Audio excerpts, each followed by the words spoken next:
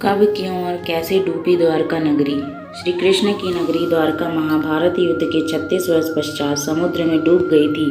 द्वारिका के समुद्र में डूबने से पूर्व श्री कृष्ण सहित सारे यदुवंशी भी मारे गए थे।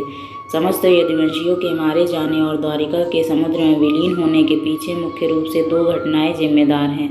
एक माता गांधारी द्वारा श्री कृष्ण को दिया गया श्राप और दूसरा ऋषियों के द्वारा श्री कृष्ण के पुत्र सांब को दिया गया श्राप।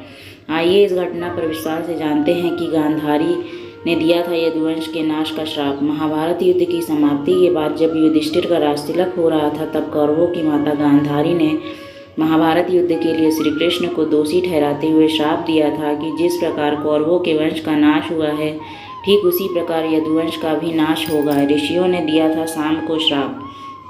महाभारत युद्ध के बाद जब 36वां वर्ष आरंभ हुआ तो तरह तरह के अपशकुन होने लगे। एक दिन महर्षि विश्वामित्र, कर्ण, देवर्षि नारद आदि द्वारका गए। वहां यादव कुल के कुछ नवयुवकों के साथ परिहास करने का सोचा। वे श्री कृष्ण के पुत्र सांब को स्त्री वेश में ऋषियों के पास ले गए और कहा कि ये स्त्री गर्भवती है, इसके गर्भ से क्या उत्पन्न होगा। ऋषियों ने जब देखा कि ये युवक हमारा अपमान कर रहे हैं तो क्रोधित होकर उन्होंने श्राप दिया कि श्री कृष्ण का यह पुत्र वृषणी और अंधक वंशी पुरुषों का नाश करने के लिए एक लोहे का मूसल उत्पन्न करेगा, जिसके द्वारा तुम जैसे क्रूर और क्रोधी लोग अपने समस्त कुल का संहार करोगे। उस मूसल के प्रभाव से केवल श्री कृष्ण और बलराम ही बच पाएंगे। श्री कृष्ण को जब यह बात पता चली तो उन्होंने कहा कि ये बात अवश्य सत्य होगी। मुनियों के श्राप के प्रभाव से दूसरे दिन ही सांब ने मूसल उत्पन्न किया। जब यह बात राजा उग्रसेन को पता चली तो उन्होंने उस मूसल को चुरा कर समुद्र में डलवा दिया। इसके बाद राजा उग्रसेन ने श्री कृष्ण के नगर में घोषणा करवा दी कि आज से कोई भी वृषणी व अंधकवंशी अपने घर में मदिरा तैयार नहीं करेगा। जो भी व्यक्ति छिपकर मदिरा तैयार करेगा उसे मृत्युदंड दिया जाएगा। घोषणा सुनकर द्वारका वासियों ने मदिरा नहीं बनाने का निश्चय किया। द्वारका में होने लगे थे भयंकर अपशकुन। इसके बाद द्वारका में भयंकर अपशकुन होने लगे। प्रतिदिन आंधी चलने लगी। चूहे इतने बढ़ गए कि मार्गों पर मनुष्यों से ज़्यादा दिखाई देने लगे।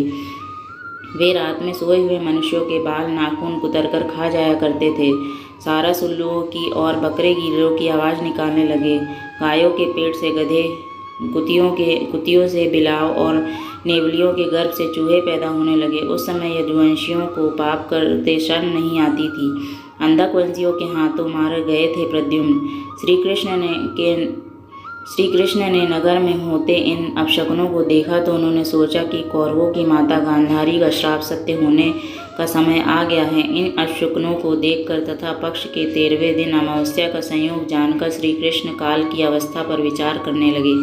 उन्होंने देखा कि इस समय वैसा ही योग बन रहा है जैसा महाभारत के युद्ध के समय बना था। गांधारी के श्राप को सत्य करने के उद्देश्य से श्री कृष्ण ने यदुवंशियों को तीर्थ यात्रा करने की आज्ञा दी। श्री कृष्ण की आज्ञा से सभी राजवंशी समुद्र के तट पर प्रभास तीर्थ आकर निवास करने लगे। प्रभास तीर्थ में रहते हुए एक दिन जब अंधक व वंशी आपस में बात कर रहे थे, तभी सात्यकी ने आवेश में आकर कृतवर्मा का उपहास और अनादर कर दिया। कृतवर्मा ने भी कुछ ऐसे शब्द कहे कि सात्यकी को क्रोध आ गया और उसने कृतवर्मा का वध कर दिया। यह देख अंधकवंशियों ने सात्यकी को घेर लिया और हमला कर दिया। सात्यकी को अकेला देख श्री कृष्ण के पुत्र प्रद्युम्न उसे बचाने दौड़े। सात्यकी और प्रद्युम्न अकेले ही अंधकवंशियों से भिड़ गए, परंतु संख्या में अधिक होने के कारण वे अंधकवंशियों को पराजित नहीं कर पाए और अंत में उनके हाथों मारे गए। अपने पुत्र और सात्यकी की मृत्यु से क्रोधित होकर श्री कृष्ण ने एक मुट्ठी एर का घास उखाड़ ली। हाथ में आते ही वह घास वज्र के समान भयंकर लोहे का मूसल बन गई। उस मूसल से श्री कृष्ण सभी का वध करने लगे। जो कोई भी वह घास उखाड़ता वह भयंकर मूसल में बदल जाती। ऐसे ऋषियों के श्राप के कारण हुआ था। उन मूसलों के एक ही प्रहार से प्राण निकल जाते थे। उस समय काल के प्रभाव से अंधक, भोज, शिनी और वंशी वंश के वीर मूसलों से एक दूसरे का वध करने लगे। यदुवंशी भी आपस में लड़ते हुए मरने लगे। श्री कृष्ण के देखते ही देखते सांब, चारुद्वेष्ण, अनिरुद्ध और गद की मृत्यु हो गई। फिर तो श्री कृष्ण और भी क्रोधित हो गए और उन्होंने शेष बचे सभी वीरों का संहार कर डाला। अंत में केवल दारुक श्री कृष्ण के सारथी ही बचे थे। श्री कृष्ण ने दारुक से कहा कि तुम तुरंत हस्तिनापुर जाओ और अर्जुन को पूरी घटना बताकर द्वारका ले आओ। दारुक ने ऐसा ही किया। इसके बाद श्री कृष्ण बलराम को उसी स्थान पर रहने का कहकर द्वारका लौट आए। द्वारका आकर श्री कृष्ण ने पूरी घटना अपने पिता वसुदेव जी को बता दी। यदुवंशियों के संहार की बात जान कर उन्हें भी बहुत दुख हुआ। श्री कृष्ण ने वसुदेव जी से कहा कि आप अर्जुन के आने तक स्त्रियों की रक्षा करें। इस समय बलराम जी वन में मेरी प्रतीक्षा कर रहे हैं, मैं उनसे मिलने जा रहा हूँ। जब श्री कृष्ण ने नगर में स्त्रियों का विलाप सुना तो उन्हें सांत्वना देते हुए कहा कि शीघ्र ही अर्जुन द्वारका आने वाले हैं, वे ही तुम्हारी रक्षा करेंगे। यह कहकर श्री कृष्ण बलराम से मिलने चल पड़े। वन में जाकर श्री कृष्ण ने देखा कि बलराम जी समाधि में लीन हैं। देखते ही देखते उनके मुख से सफ़ेद रंग का बहुत बड़ा सांप निकला और समुद्र की ओर चला गया।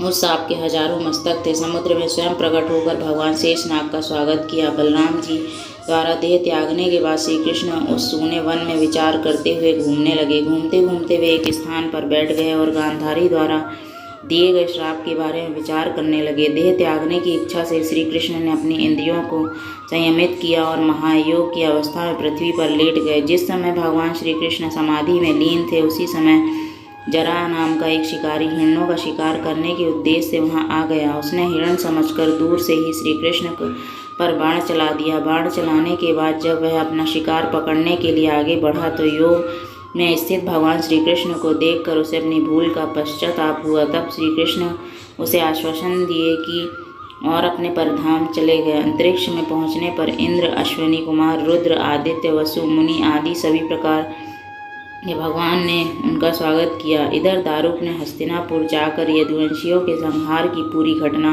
पांडवों को बता दी है। सुनकर पांडवों को बहुत शोक हुआ। अर्जुन तुरंत ही अपने मामा वसुदेव से मिलने के लिए द्वारका चले गए। अर्जुन जब द्वारका पहुँचे तो वहाँ का दृश्य देखकर उन्हें बहुत शोक हुआ। श्री कृष्ण की रानियाँ उन्हें देखकर रोने लगी। उन्हें रोता देखकर अर्जुन भी रोने लगे और श्री कृष्ण को याद करने लगे।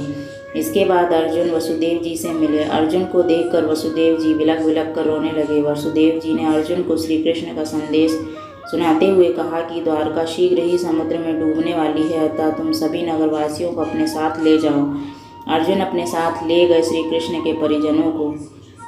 वसुदेव जी की बात सुनकर अर्जुन ने दारुक से सभी मंत्रियों को बुलाने के लिए कहा।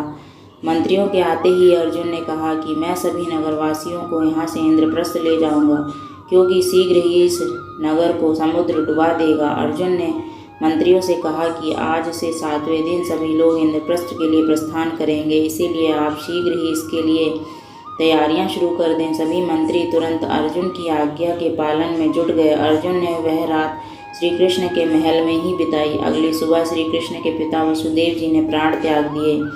अर्जुन ने विधि विधान से उनका अंतिम संस्कार किया। वसुदेव जी की पत्नी देवकी, भद्रा, रोहिणी व मदिरा भी चिता पर बैठकर सती हो गई। इसके बाद अर्जुन ने प्रभास तीर्थ में मारे गए समस्त यदुवंशियों का भी अंतिम संस्कार किया। 7वें दिन अर्जुन श्री कृष्ण के परिजनों तथा सभी नगरवासियों को साथ लेकर इंद्रप्रस्थ की ओर चल दिए। उन सभी के जाते ही द्वारका नगरी समुद्र में डूब गई। यह दृश्य देखकर सभी को बड़ा आश्चर्य हुआ। कहानी आपको कैसी लगी ज़रूर बताएं। कहानी पसंद आई हो तो लाइक करें, चैनल को सब्सक्राइब करें। धन्यवाद।